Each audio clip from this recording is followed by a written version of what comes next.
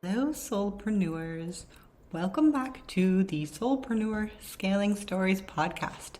Today, I want to get really real and vulnerable with you about some big mistakes I made when I was pivoting my own business. I learned these lessons the hard way, but I'm sharing them today in hopes that it helps you avoid the same pitfalls if you're looking to pivot your business to a new offering or go in a new direction. All right, so let's get into it. So a while back, I was finally feeling ready to embody something bigger in my business and follow what my intuition had been guiding me towards for a while. I was ready to go from being an online business manager focused on one-on-one clients to pivoting into being a business coach. But my pivot was far from perfect. In fact, I made some really big mistakes that caused a lot of struggle and anguish on my end. So today, I want to share my top 3 pivot mistakes so you can learn from what I did and not do them yourself. All right, let's get into it. So mistake number 1 was that I waited way too long and let myself get totally incapacitated from being burnt out before I took action on this pivot.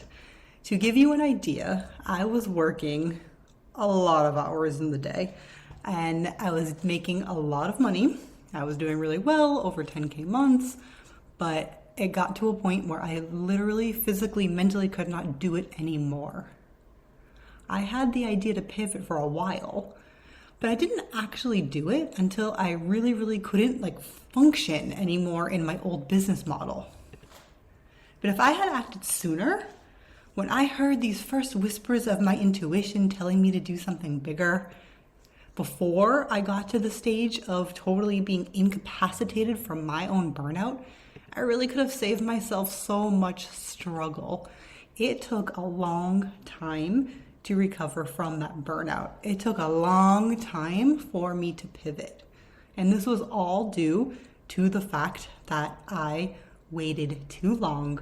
I didn't listen to my intuition and I just kept going until I couldn't anymore. So the lesson for you is not to wait until you are at a breaking point in your business to take action like I did. And mistake number 2 is that I didn't leverage my existing offers enough to create space for the pivot. So I'll explain what that means. So like I was saying before, I was working a gazillion hours a day in my old business model.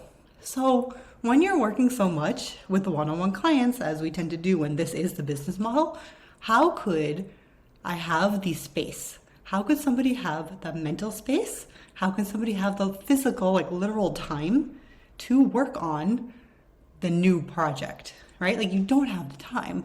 How can you create? You need to have space to be in your feminine. You need to have space to be in that creativity mode in order to dream this up, in order to make the plan, in order to start taking the steps forward, right? When you're working so much, you literally do not have the space. It is not possible. For me at that time, it was almost impossible for me to bring this dream to life.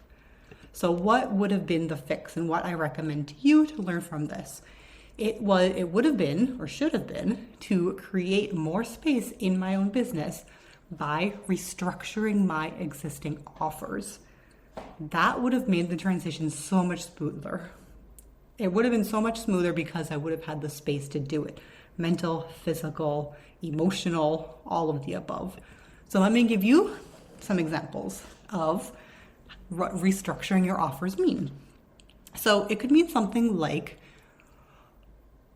turning your offers from being hourly based to being project based. And charging a fair amount for this, but create a system around it so you can work faster, create automations, do what you can in the back end so you can get the same work done in a much quicker time and have it not be hourly based. Another example is actually changing up your existing offers. So you could change up, let's say you're doing something I'll give you an example. I know somebody who was doing lead generation, and you have to be, right, like like the whole offer is surrounded by time, like there's no way around that. So she actually went back to doing something she used to do, which was social media management. Why? Because she was able to do it quicker. She was able to structure her time better. She was able to take days off to focus on her own business, on this new business, and then other days focus on the social media management. So those are a couple of examples of what you can do to restructure your business to give you more time and not lose income. And finally, mistake number 3. I had no plan. I had no plan whatsoever for this pivot. All I knew is that I wanted to start coaching. Now, if you've been listening to this, if you know me at all, I am an online business manager, a certified online business manager. I am a planner. I am a ClickUp enthusiast. I will put everything in a task with color-coded sticky notes. Like we have everything like in order around here, right? So I'm a woman with a plan, but I was so burnt out at this time that I really just dove in head first, right? I dove in head first, except my diving in head first really looked like me diving in while wearing a blindfold with one hand tied behind my back because we were not functioning in this time. So without this clarity and without a plan, the pivot felt so haphazard and chaotic. It just took a long time. There was no direction. There was like nothing was going on, right? So the lesson here to take from this is to create a strategic plan for your pivot, for this new offer. What are the steps you're going to take? Make sure you have the time to get clear. Make sure you make a plan and make sure that your steps are purposeful. So my friends, those were my 3 biggest mistakes when I pivoted. But I have a silver lining, don't worry, because going through all of that, going through that challenging pivot is what allowed me to understand exactly how to help others transition their businesses smoothly and with purpose. And it was so funny because this new year I was doing my journaling and these lovely exercises and so much came up. And one thing that came up in my reflections and in my journaling was that I realized that I went through this for a reason. There was a bigger purpose for my journey being so bumpy and well, what it was, you heard. So there was a reason for that. I realized that I could take these hard-won lessons and share them to support others who are ready to pivot into alignment with their true soul's calling. And that made me so excited. So that's why I'm super excited to invite you to my free 60-minute masterclass that is all about pivoting with purpose. So if you know me, you know that we go deep.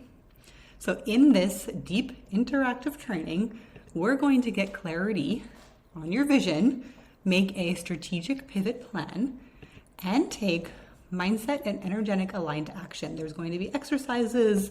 We're going to do things. I'm not just talking at you. I'm not teaching you one tiny thing and then pitching something else.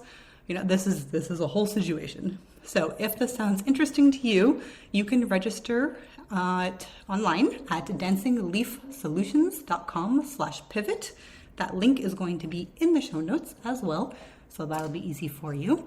And I'm so excited because this is your chance to evolve your business on your terms and really step into that next level like I did, but in a better way.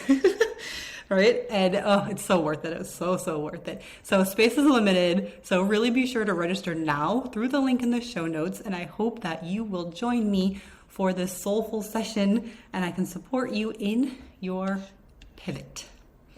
All right, so that is a wrap for today. I really hope that hearing about my pivot mistakes and lessons help you avoid some of your own pitfalls on your journey and also inspired you to take aligned action. And don't forget to check out that masterclass, and I will see you in the next episode.